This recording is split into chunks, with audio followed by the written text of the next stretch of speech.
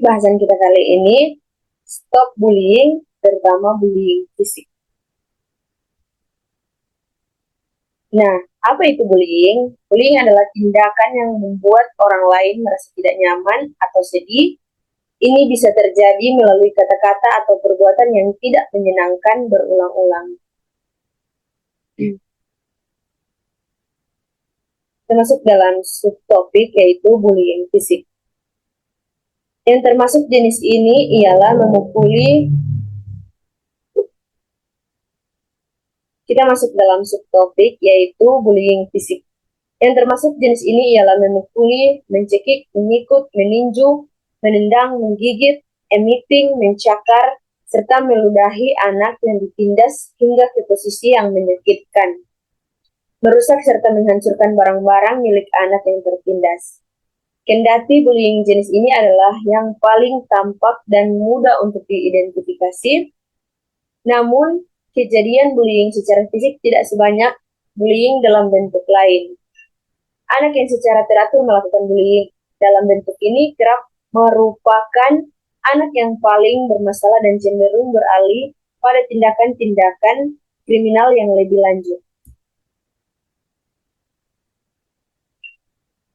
Penyebab bullying ada beberapa faktor. Faktor yang pertama, faktor keluarga. Perilaku bullying bisa jadi menerima perlakuan bullying pada dirinya yang mungkin dilakukan oleh seseorang dalam keluarga. Anak-anak yang tumbuh dalam keluarga yang agresif dan berlaku kasar akan meniru kebiasaan tersebut dalam kesehariannya.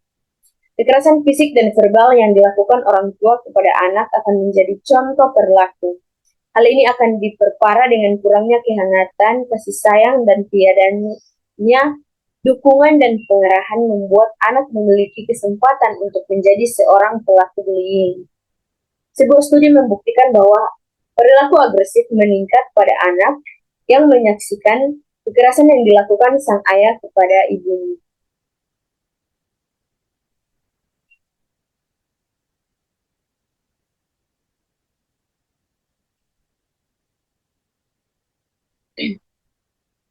Faktor yang kedua yaitu faktor kepribadian. Salah satu faktor terbesar penyebab anak melakukan bullying adalah temperamen. Temperamen adalah karakteristik atau kebiasaan yang terbentuk dari respon emosional. Hal ini mengarah pada perkembangan tingkah laku, personalitas, dan sosial anak. Seseorang yang aktif dan impulsif lebih mungkin untuk berlaku bullying dibandingkan orang yang pasif atau pemalu. Beberapa anak pelaku bullying sebagai jalan untuk mendapatkan popularitas, perhatian, atau memperoleh barang-barang yang diinginkannya.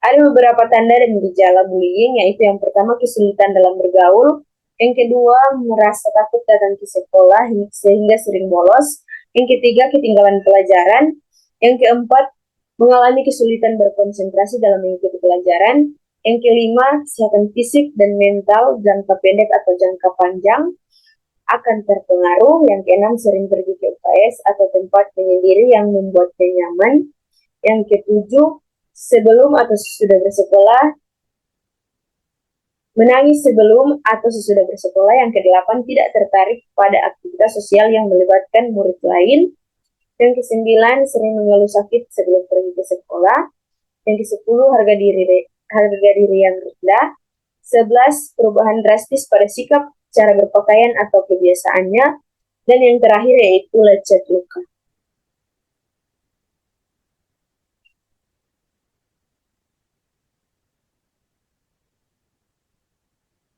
Nah, di sini ada contoh kasus dari CNN Indonesia. Fakta-fakta bocah Tasikmalaya jadi korban bully, depresi hingga wafat. Bandung, CNN Indonesia, bocah lelaki berusia 11 tahun yang duduk di bangku sekolah dasar SD di Kabupaten Tasikmalaya, Jawa Barat, meninggal dunia usai mendapat perawatan di rumah sakit. Diduga bocah itu meninggal setelah mendapat perundungan atau bully dari beberapa temannya dengan cara dipaksa menyetubuhi seekor kucing. Ironisnya, pelaku merekam aksi perundungan tersebut dan disebarluaskan di media sosial hingga viral. Bocah itu pun lalu mengalami trauma, depresi, hingga akhirnya meninggal dunia.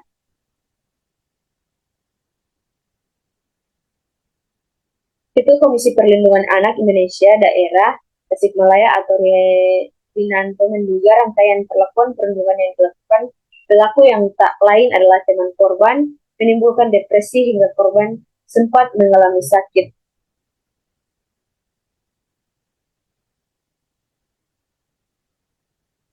Korban sempat sembunyikan aksi perundungan dari keluarga atau mengatakan pihaknya menduga sebelumnya korban juga diduga tak berani mengungkap dan menceritakan perundungan yang dialami bocah malang itu kepada keluarga atau orang tuanya.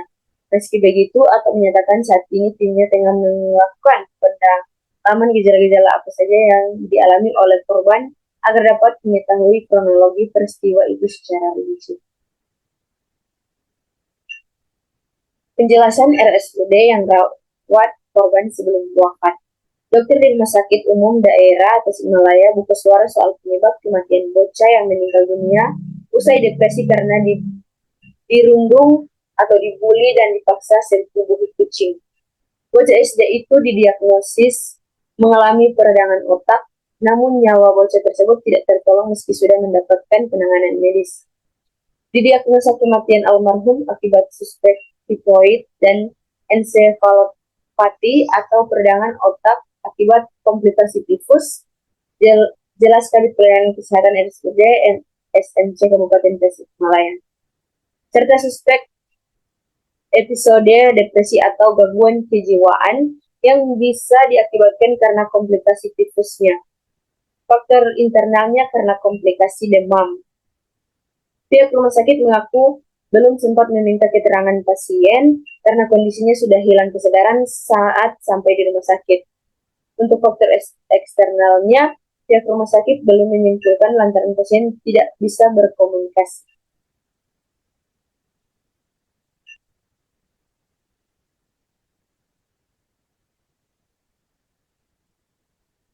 Setelah kita membahas kasus tadi, setelah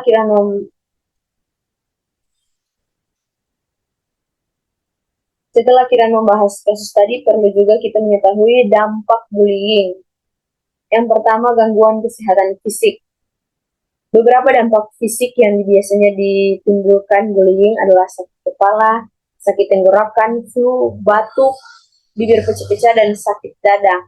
Bahkan dalam kasus-kasus yang ekstrim seperti insiden yang terjadi di Brian, dampak fisik ini bisa mengakibatkan kematian. Yang kedua, menurunnya kesejahteraan psikologis. Dampak lain yang kurang terlihat namun berteologis dan penyesuaian sosial yang buruk. Dari penelitian yang dilakukan Riauskina, ketika mengalami bullying, korban merasakan banyak emosi negatif, marah, dendam, kesal, tertekan, takut, malu, sedih, tidak nyaman, terancam, namun tidak berdaya menghadapinya. Dalam jangka panjang, emosi-emosi ini dapat berujung pada munculnya perasaan rendah diri bahwa dirinya tidak berharga. Peran mahasiswa dalam mengatasi bullying sebagai agen perubahan, mahasiswa memiliki peran penting dalam mengatasi masalah bullying. Berikut beberapa cara mahasiswa dapat berkontribusi. Yang pertama, mengadakan kampanye anti-bullying di kampus dan komunitas. Yang kedua, menjadi role model, menunjukkan perilaku yang positif dan menghormati sesama. Yang ketiga, menjadi contoh dalam membangun lingkungan yang inklusif. Yang keempat, memberikan dukungan emosional kepada korban bullying. Yang kelima, membantu korban melaporkan kejadian bullying. Kesimpulan, bullying adalah suatu tindakan negatif yang dilakukan secara berulang-ulang, di mana tindakan tersebut sengaja dilakukan dengan tujuan untuk melukai dan membuat seseorang merasa tidak nyaman. Pemahaman moral adalah pemahaman individu yang menekankan pada alasan mengapa suatu tindakan dilakukan dan bagaimana seseorang berpikir sampai pada keputusan bahwa sesuatu adalah baik atau buruk.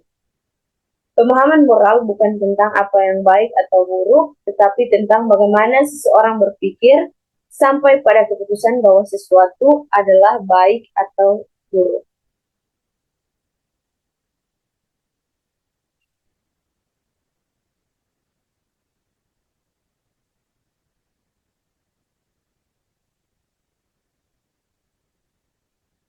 Sekian pemaparan materi dari saya. Jika ada salah kata, saya mohon maaf. Saya ucapkan terima kasih banyak. Sampai jumpa. Datang di Universitas Pembangunan Indonesia Manado yang terletak dekat dengan kawasan bisnis Bahu Mall Manado. Tempatnya di Kelurahan Bahu, lingkungan 3 Manado, sangat strategis di pusat kota Manado. Dibangun di atas lahan seluas 2,5 hektar, Universitas Pembangunan Indonesia Manado berdiri megah dengan ruangan 7 lantai, terdiri dari ruangan kelas, ruangan kantor, perpustakaan, laboratorium komputer, laboratorium keperawatan, pengadilan semu, dan laboratorium bahasa, kantin, serta rooftop di lantai atas.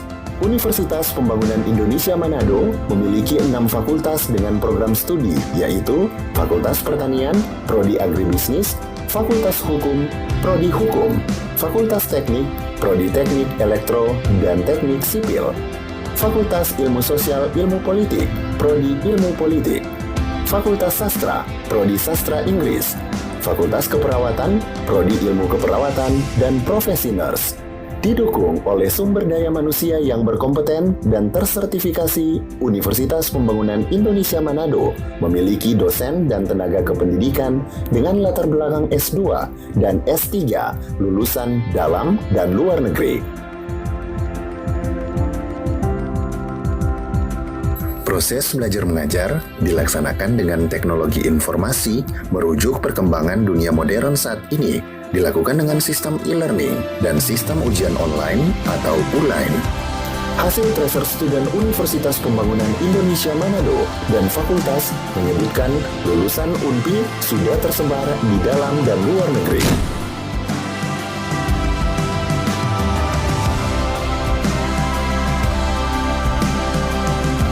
Selamat bergabung putra-putri terbaik bangsa. Kembangkan dirimu, raih cita-citamu setinggi bintang di langit. Kami siap menghasilkan generasi terbaik dan pemimpin di masa depan.